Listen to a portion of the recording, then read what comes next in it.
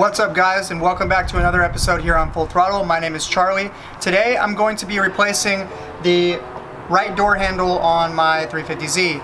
I talked about this problem when I did my most common 350Z issues episode, and you could see in that episode where my door handle kind of started to stop working, but it still worked a little bit in that video. About a month later, it completely doesn't work at all. So I have to go inside and open it from the inside every time. So today I'm going to try to replace this door handle as quickly as possible because I've got to go, and I'll show you guys what I'm talking about. So these are the tools that I'm using here. I'm going to be using a magnet, two flatheads, I don't know if I'll need both, and I've got a 10mm, an extension, and just a socket wrench.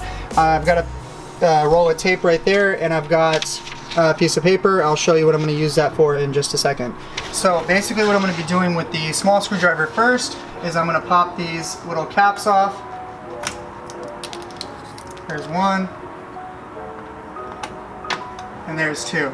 Now you don't need the piece of paper for the top one, but for the bottom one, what I like to do is I'll get my extension and my 10mm socket, and I'll kind of just loosely roll this around this extension.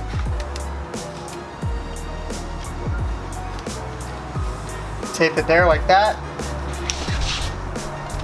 Put my socket in.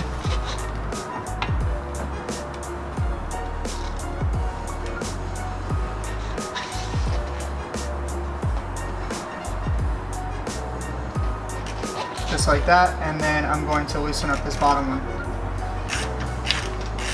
And after it's loose, I can grab this, make sure that the paper is firmly against the door handle on the inside,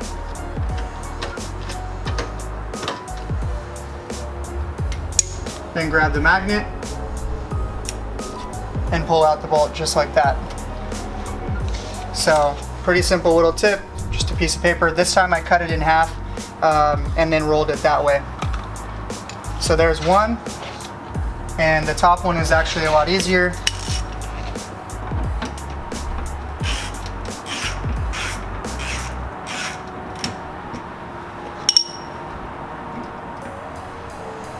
Just be careful with that one as well.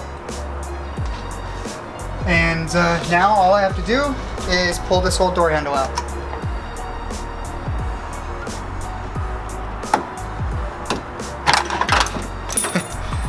And there it came apart. You can see that the whole entire inside of it is shattered. So you've got this piece here. The door handle that I've got was off of another car, so I didn't have this piece, so make sure that you grab this, because if you don't, then you won't have a way of opening your door.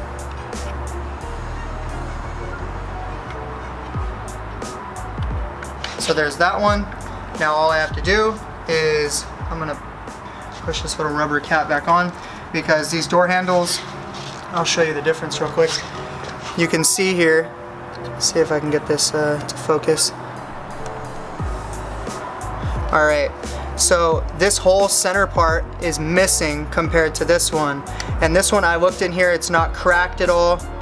And if you do buy these used, make sure that you look inside and make sure it's not cracked or anything. That way you don't have the same issue occurring very soon after you put your new one on. So this one looks good, and all I have to do is make sure that this little rod goes into the door lock actuator at the little blue, I think it's a blue part in there. Let's see. Yeah. So all you're gonna do is you're gonna guide that in to that little hole, and then put your new door handle in. And there's a little rubber part at the bottom of this door handle. You just need to get it up over the lip of the door and then slide it into place, just like that. And that little rubber part that I'm talking about is down here on the bottom. So right here you have a little rubber part that you want to get in between the lip of your door. So you slide it into place like this, you lift it up a little bit, push it in, and then slide this down. And you want to make sure that this rubber gasket is on there as well, because if it's not, you might have a leak into your door. So now all I have to do is put the screws back in. And what I like to do is I like to start them with my magnet.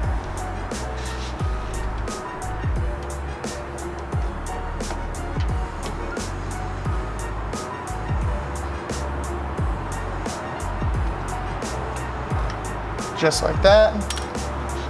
And I can take my 10mm, tighten it down by hand.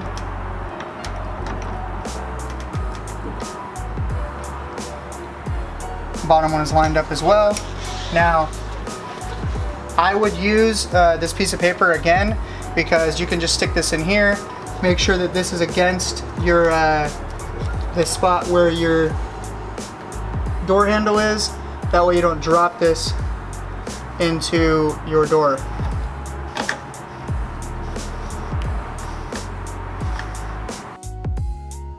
So this little paper method works really well. All it is a little piece of rolled paper that fits this, and you can make sure that you're not going to drop this 10mm bolt. So now all I'm going to do is tighten these back down, and then I'm going to check to see if the door works. Alright guys, moment of truth. And it works. That simple. Really easy fix. Alright guys, so that pretty much sums up this video as well. I probably took only, if I wanted to change this door handle, I probably could have done it in about 4 or 5 minutes. It's really not that difficult of a job, and anybody can do it with some basic tools. So my next video, I'm probably going to be doing my coilovers. I really want to get these on, and I did order the end links, so I think I mentioned that in my the video I just did too. But yeah, so right after I get those end links in, I'm going to do a little bit of research on how to preload the end links when I put the coilovers on, and hopefully that gets rid of all the noise that my suspension makes when I go over bumps and stuff like that. So yeah, alright guys, until the next video, I'll see you then.